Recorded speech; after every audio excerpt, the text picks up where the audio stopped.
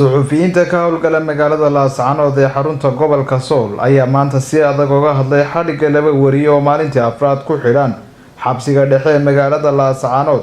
labadaasi wariye oo ka kala tirsan Bulsha TV iyo sidoo kale SBS TV ayaa waxaa lagu kala magacaabaa wariye Cabdiraxmaan Kayse Tungo iyo sidoo kale wariye Maxamed Bidaanshe. haddaba suxufiyiintan maanta hadlay ayaa ku tilmaamay xadhigga labadaasi wariye mid aan la soo marin sifa sharciya, waxayna ugu baaqeen Somaliland in si degdeg ah xorriyadooda loogu soo celiyo labadaasi wariye. saxafiyiintan oo hadalkooda sii wata ayaa waxay xadhiggan sharci darrada ah ku eedeeyeen maamulka gobolka Sool oo suxufiyiintani soo xidhay. ugu horreyn gudoomiyaha saxafiyiinta gobolka Sool ee Soolsha Cabdiraxmaan Cali Ducale ayaa halkaasi ka hadlay isagoo akhriyay qodobo ay soo saareen saxafiyiinta gobolka Sool. Bismillaahi Raxmaani Raxiim. Anoo ku hadlaya magacayga iyo magaca gudoomiyaha ururka suxufiyiinta Soolsha ee gobolka Sool. Waxaan nahay suxufiyiinta gobolka Sool.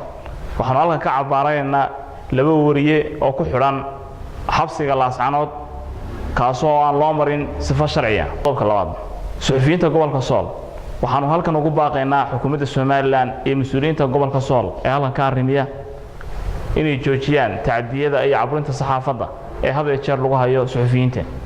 waa in loo maraa sifa sharciya isla markaana ay maxkamadii ay banaysaa xarigiisa.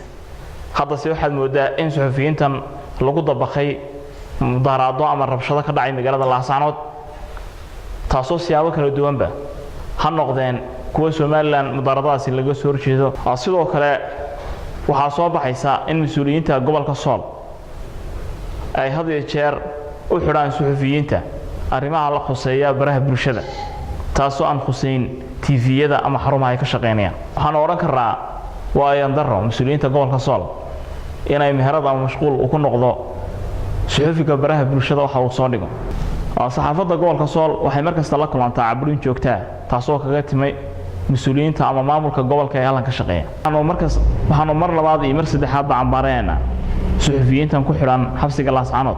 sidoo kale waxaan ugu baaqaynaa mas'uuliyiinta gobolka Sool ama xukuumadda Somaliland in la joojiyo caburinta saxafiyiinta gobolka Sool. waxaan ku soo gabagabeynayaa xadhiggu maaha xal.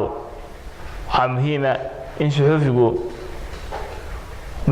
suxufigu garanayo shaqadiisa, mas'uuliyiinta gobolka ama xukuumadduna ay garanayso shaqadeeda, isla markaana aan marin laga dhigan caburinta saxaafadda iyo xorriyatul qowlka.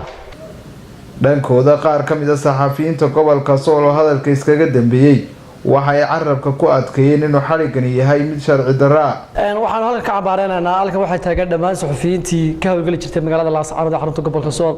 anoo ku hadlaya afka ururka suxufiyiinta gobolka Sool ee Sooma, waxaan halkan ka cabaaraynaynaa wariyaal sifa sharci darro maamulka gobolka iyo lama ammaanku ay ku xidheen magaalada Laascaanood ee xarunta gobolka Sool iyadoo aan loo soo marin wax maxkamada, wax waaran aan loo soo jarin, suuqa inta askar loo soo diray, qaarna guryahooda laga soo qabtay, qaarna xafiisyadooda loogu yimi. waxay u muuqataa meeshii 2007 ilaa saacad mareysay in wali ay marayso. waanu ka xunnahay waxa magaalada ka dhacaya. taliyaha qaybtu shaleeshay jiraayad buu qabtay iyo maamulka gobolka waxay dhaheen mudaharaadka magaalada ka dhacay lama sii deyn karo, warkayga ayaa la sii deeyay, warkayga kaliya la sii daayay dhaheen.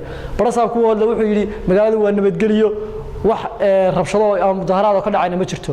taana waxaan u aragnaa in xaqiiqdii ka jirtay gobolka Sool gaar ahaan magaalada Laascaanood la qarinayo.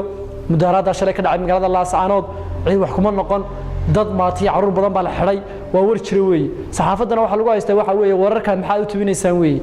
waanu tabinaynaa, joojin mayno, deyn mayno, bulshada waanu shaqayn doonaa. waxaan ugu baaqaynaa Somaliland in xaaladda gobolka Sool meel xun ay maraysaa, in laga soo gaadho, in guddi xaqan raadina loo soo diro, in gobolka loo keeno dad shacabka iyo maamulka ay wada shaqayn karaan in loo keeno. waxaan u aragnaa anagu in shacabkii iyo maamulkii dad siyaasiyiin ay kala fogeeyeen, ay kala bahalkeeyeen. rag maamulka u shaqeeyaan waxa ka dambeeyaan qalalaasaha iyo fidnada magaalada ka dhacaysa. wasiirada Somaliland markay ka hadlayaan ama wasiirka warfaafinta wuxuu dhahaa saxafi dama lama xidhi doono bilaa waaran. haddana waxaad moodaa intaasi aysan shirka sharaa'idba ka dambeynba. magacaygu waa Xamse Cabdiraxmaan Axmed Xamse Darwiish, waxaan ka howlgalaa telefishinka caalamiga ee Kalson TV.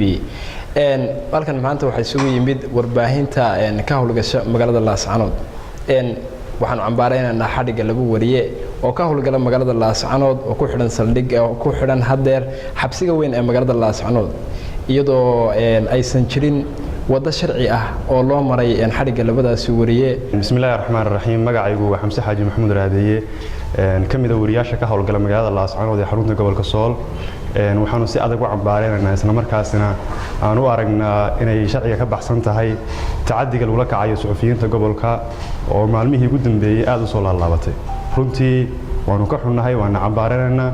si gaar ah waxaan u cambaareynaa mas'uuliyiinta gobolka oo sheegay inay xidheen isla markaasina sifo sharci ah oo ka baxsan sharciga ay u xidheen wariyaashaas.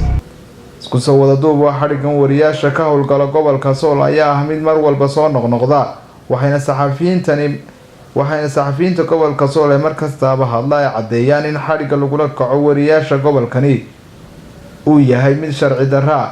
Maxamuud Aadan Askar, Maxamuud Gurey, Somali News TV, Laascaanood.